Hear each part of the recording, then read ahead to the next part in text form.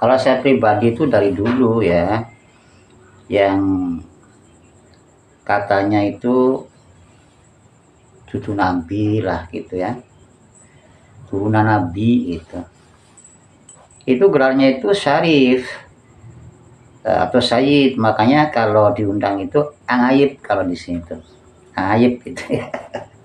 Jadi nggak diundang atau dipanggil habib itu ya. Ke kampung, orang-orang kampung itu malah nggak ngerti itu yang namanya habib itu. Kalau Kang Ayib ya itu sampai ke kampung-kampung juga udah masyhur itu, bahwa Kang Ayib itu atau sebutan Kang Ayib itu adalah turunan Nabi yang dimuliakan, yang juga diikuti kan. Tapi saya pribadi itu nggak begitu tertarik dengan apa namanya gelar ya, gelar itu. Jadi siapapun kalau memang itu akhlaknya bagus gitu ya, peduli kepada umat, membimbing umat ya pada jalan Allah, ada itu kan yang kalau di sini yang punya pondok itu Kang Ayib itu dipanggilnya ya. Kita sangat memuliakan beliau. Jadi karena mengapa? Bukan karena gelarnya, tetapi karena luar biasa. Udah alim ya, udah tawadhu itu ya, membaur bersama rakyat, punya pondok pesantren, mengadakan pengajian rutin. Ini di daerah sini ada gitu, dihargai, dihormati, diikuti.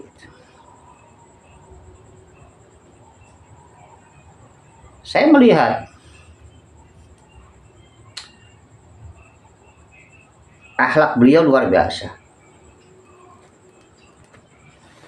Sering juga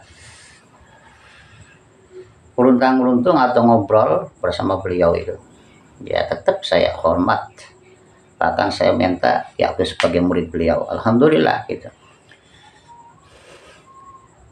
Nah, ketika saya ingin ya membuat semacam wadah kecil itu, majelis ya untuk belajar ngaji katakanlah ya,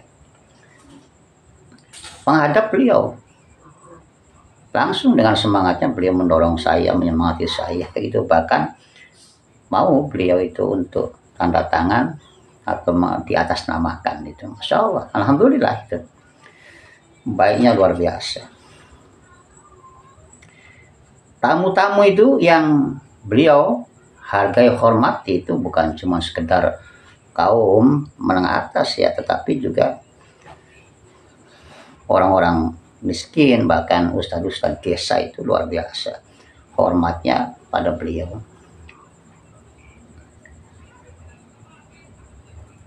Karena beliau juga menghormati siapa saja, tidak melihat latar belakang.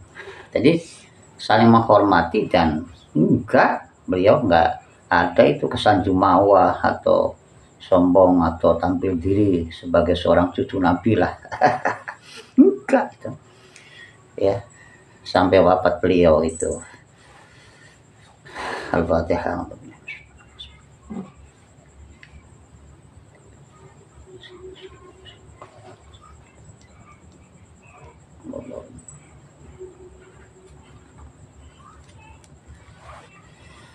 Ya di kampung saya itu ada juga itu yang katanya keturunan Nabi itu. Tapi yang nggak begitu dimuliakan, dihormati lantaran yang nggak bisa jaga akhlak itu. Jadi ya saya kira hal yang lumrah itu, konsekuensi logis ya bagi yang punya gelar itu, mestinya kan harus lebih hati-hati itu untuk bersikap, berbuat, harus menjadi contoh, mestinya kan begitu ya.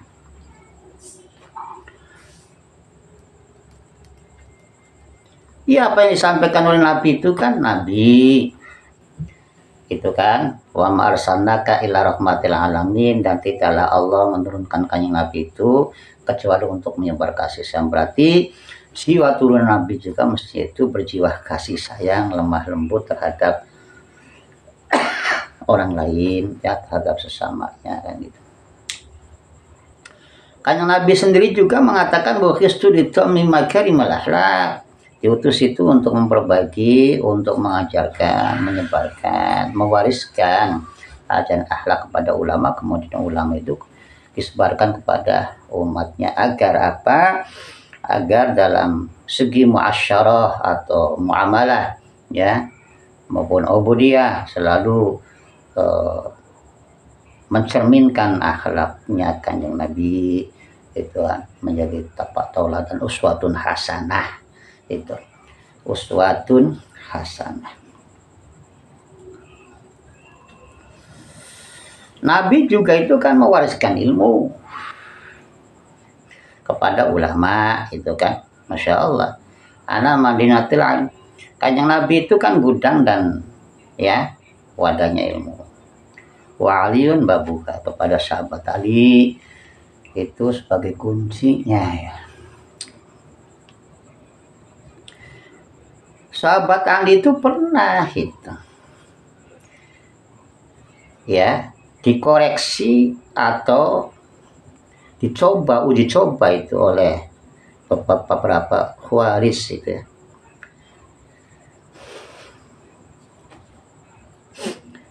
Karena pernyataan kanjeng Rasulullah bahwa wa'alin babuha ini, kanjeng sahabat Ali itu adalah pintu daripada ilmu. Kemudian orang lain iri itu, kaum Khawaris, ayo mari kita coba apa iya gitu, bahwa mantunya kanjeng Rasul, mantunya Nabi Muhammad itu menjadi pintu bagi ilmu. Yuk 10 orang yuk kita datang dengan pertanyaan yang berbeda-beda, semuanya itu terjawab oleh sahabat Ali.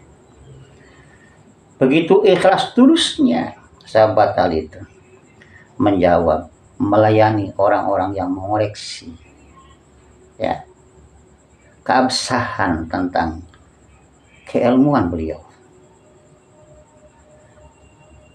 Dicatat ini sebagai ahlul bait sahabat Ali, dikoreksi tentang keabsahan ilmunya, beliau ikhlas ridho melayani dan tidak menyatakan bahwa kaum yang mencobanya itu adalah iblis, tidak seperti Habib yang sekarang gitu. Ada yang dikoreksi atau siapapun yang mengoreksi Habib itu berarti tidak beda dengan iblis. Nggak kebalik gitu. Justru yang tidak mau dikoreksi itu berarti sama saja dengan wadaratul haq, yaitu menolak nasihat, atau dalam bahasa simpel koreksi atau kritik katakanlah ya. Tidakkah kebalik justru? Habib yang anti koreksi, anti nasihat, anti tazkirah dari yang lain itu sama dengan iblis. Kok malah orang yang mengoreksi dikatakan iblis itu. Menang dewek baik. Lagi pula aturan kepakeman dari mana sampai seperti itu kan ya. Justru menurut saya, kalau kita cinta terhadap zuriyahnya kanjeng Nabi, di mana kita melihat ada kesalahan, maka kita ingatkan, itu berarti wujud cinta supaya selamat gitu loh ya, dalam bentuk koreksi atau dalam bentuk kritik, nasihat itu kan. Segi iblisnya itu dari mana itu kan. Orang sahabat Ali yang ahlul bait saja itu diuji coba ya, keabsahan keilmuannya itu dengan legowo, dengan ikhlas itu, sehingga membuat para khawaris itu nyadar diri, ya, dan menjadi pengikutnya sahabat Ali itu kan, atas keikhlasannya.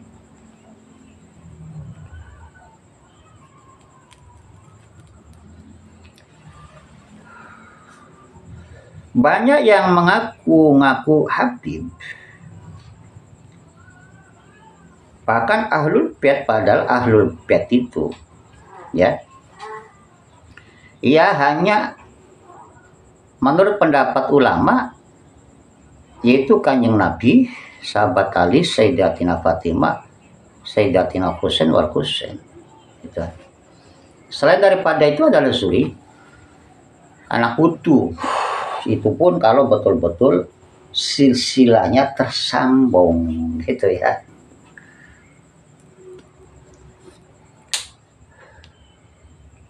Kalau Suriah itu sama halnya, kewajibannya itu seperti kita, yaitu ibadah.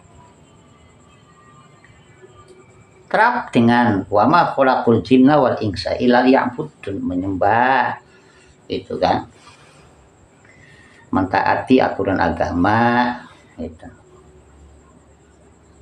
sama. Begitupun ketika melakukan dosa, sama, ada sanksi, itu. Dan sebagai manusia biasa tentu juga ada salahnya. Itulah mengapa pri kehidupan sosial yang baik itu harus adanya saling mengingatkan, ya, saling mengisi dan saling melengkapi satu dengan yang lainnya. Itulah makanya Allah juga itu memerintahkan wa tawassaw bil haq, gitu. Kita saling menasehati. Ayat ini kan umum kepada siapa saja, itu kan, yang merasa diri menjadi manusia. Maksudnya selama maju menjadi manusia itu pasti, ya, khoto' wa nisyan, artinya dia itu pasti itu ada lalai, ada lupa, gitu. Ya, kecuali yang sudah dimaksum dan ahlul bait yang sudah disucikan.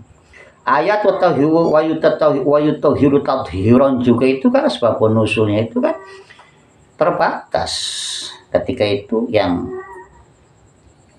oleh Kanjeng Nabi sallallahu alaihi wasallam, yaitu yang disatukan dengan sorbannya, yaitu hanya 5 orang itu loh yang disucikan itu. Artinya kalau Suriah bukan bagian daripada yang 5 itu, seperti kita.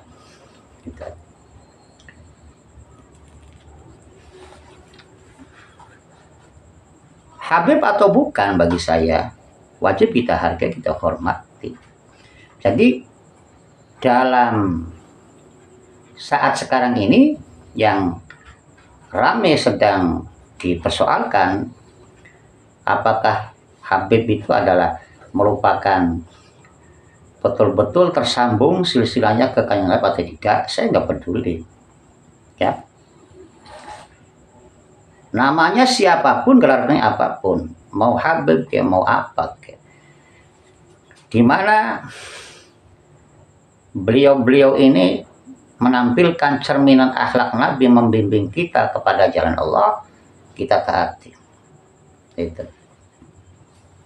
Meskipun itu saya sendiri baru tahu, ya, ketika sudah tua seperti ini ada gelar Habib yang turunan Nabi itu. Yang saya kenal itu ya Kang Ayib, itu Sayyid itu, ya, atau Raden gitu. Itu bagus, ajengan. Kiai juga saya yakini, gitu. Saya yakini jangan-jangan kiai ini juga ini termasuk daripada turunan Nabi, yaitu jalur Wali Songo, gitu. Boleh jadi kan.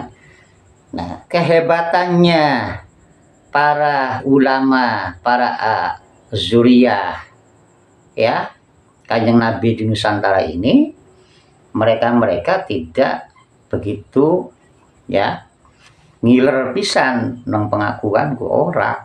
Blas dia akui beliau, terserah, benar enggak. Yang penting bagaimana kita itu beri kehidupan dalam ibadah muamalah ini tertata, itu kan tercermin, itu akhlak Kanjeng Nabi itu. Mengaku juga kalau cerminan akhlaknya itu jauh daripada tuntunan Nabi, alih-alih mau mencari penghormatan dan dimuliakan malah jadi dinyinyir kan, akhirnya dibully kan, gitu kan. Jadi yang terpenting itu lakunya, bukan gelarnya, saudara-saudara ya. Gitu. Sekarang kan banyak sekali itu. Habib ya, oknum ini yang tampil ceramahnya itu ya ngunggulin nasab dirinya dan golongannya, bahkan dengan cerita-cerita ya, bahkan dengan karomah ya, bahkan tidak sedikit itu yang sikapnya itu ya merendahkan ulama lah, menghina kiai dan sebagainya. Nggak nyadar itu ya, bahwa kiai ulama juga yang direndahkan itu jangan-jangan malah ada 2 derajat, 2 tingkatan yang didapat oleh mereka ya. Pertama yaitu sebagai keluarga Kanjeng Nabi, karena sungguh-sungguh itba sunnah dan memperjuangkan sunnah Nabi menuju jalan takwa, sehingga kata Kanjeng Nabi setiap orang bertakwa adalah keluarga karena asbab, dan boleh jadi karena nasab. Artinya 2 derajat ini tersandang semuanya kepada ulama kiai, hanya diem-diem gitu loh. Kalau kiai Nusantara kan begitu, tidaklah ya seperti ono ya oknum itu ya, udah mengaku turunan Nabi disebar kemana-mana.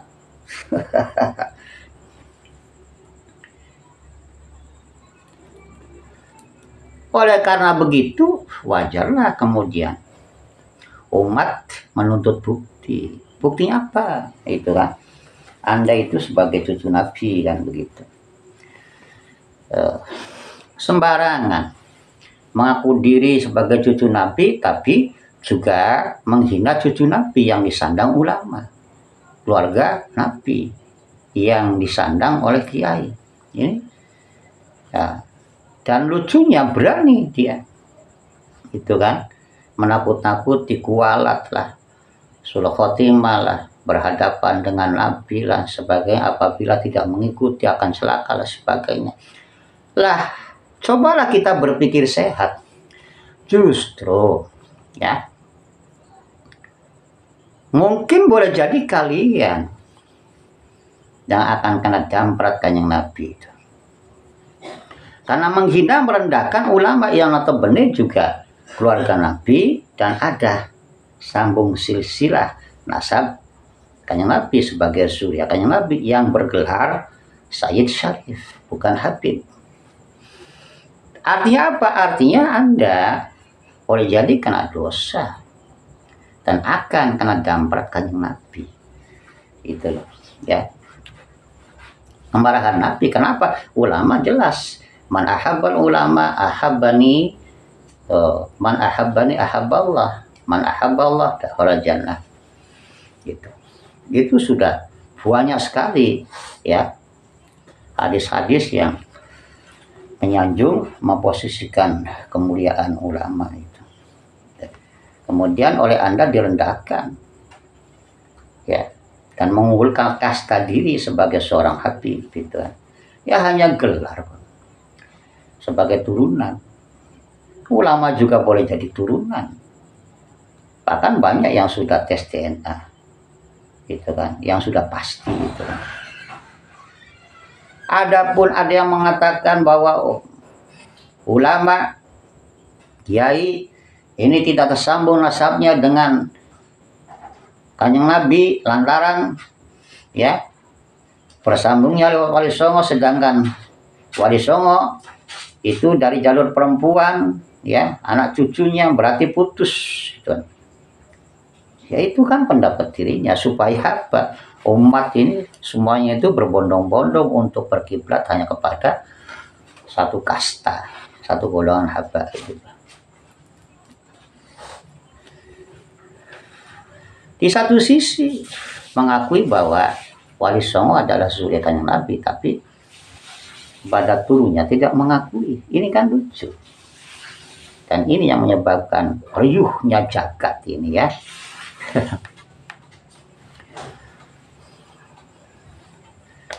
Ya padahal kan tidaklah mungkin ada seorang yang lahir tanpa ada kerjasama laki dan perempuan.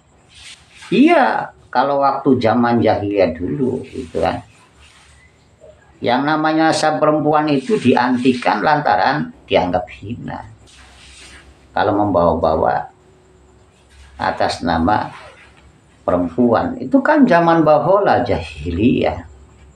Kemudian setelah Kanjeng Nabi lahir, diangkatlah seorang perempuan ini, derajatnya sejajar. Bahkan al-jannatu tahta aqdamil ummahat, itu sebagai simbol kemuliaan seorang perempuan. Dan kalau kita ngotot-ngotot terhadap ya nasab itu yang untuk diakui ya atau bangga-banggakan, di satu sisi akhlak kita tidaklah bisa tertata seperti datuknya, seperti Kanjeng Nabi itu, bahkan bertahun-tahun berlawanan ya, sombong, jumawah, kasar, susah maki, menghujat itu, provokasi dan sebagainya yang tidak diajarkan Nabi. Apakah layak seperti itu? Enggak lah itu.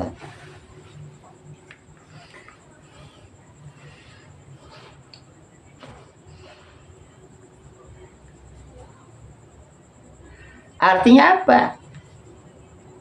Sebelum ada perkataan bahwa tidak ada jalur ya Wali Songo itu ya, itu jauh-jauh hari itu para sesepuh Nusantara ini sudah mencatatkan diri, bahkan ada yang sudah tes DNA bahwa beliau-beliau itu adalah asli cucu Nabi. Nah ini wakhususun ini oknum-oknum yang suka sekali ya propaganda, mengaku di mana-mana, kemudian itu menyampaikan doktrin-doktrin ya, pengunggulan dirinya, menakut-nakuti bagi orang yang tidak mengikutinya akan mendapatkan kualat dan sebagainya. Omong kosong itu ya, doktrin macam itu tuh. Yang kualat justru yang menghina ulama, yang menghina kiai itulah yang siapa tahu kiainya itu juga adalah seorang surya Kanjeng Nabi, adalah keluarga Kanjeng Nabi karena takwa Allahnya, karena ketakwaannya itu. Cobalah periksa itu dalam hadis-hadis itu. Jadi saudara-saudaraku sekalian dimanapun adanya, janganlah kemudian kita itu mudah tergiur oleh doktrin-doktrin macam begitu. Tidaklah ada kualat itu selagi kita bermaksud baik untuk mengingatkan, mengoreksi ya siapapun termasuk Habib yang salah itu sebagai wujud cinta kita kepada mereka-mereka sesama umatnya Kanjeng Nabi. Ya. Kita tetap hormat kepada siapapun termasuk juga pada Habib itu ya, yang dimana menuntun dan membimbing kita ke jalan Allah, menjadi contoh teladan ya bagi kita, menyebarkan sunnah Kanjeng Nabi kepada kita sehingga kita menjadi tahu, menjadi lebih bagus ya, kita hargai, kita hormati, kita ikuti. Lebih-lebih juga ulama ya, kiai, jangan pernah lah kita remehkan, kita hina, kita rendahkan kiai. Dalam darah, dalam daging kiai itu ada, bisa hati-hati ya, yang artinya itu siapapun yang nyek, mengolok-olok, menghina, merendahkan ulama, itu dikhawatirkan justru yang terkena racun daripada ulama itu. Yang racun yang paling berat adalah hatinya itu tertutup itu, sehingga hak batil ia menjadi samar. Mari kita cinta ulama, meskipun gelarnya Habib Rabbana Said, yang penting ulama, artinya yaitu yang menuntun membimbing kita pada jalan Allah. Itu saja. Billahi taufiq wal hidayah. Assalamualaikum warahmatullahi wabarakatuh.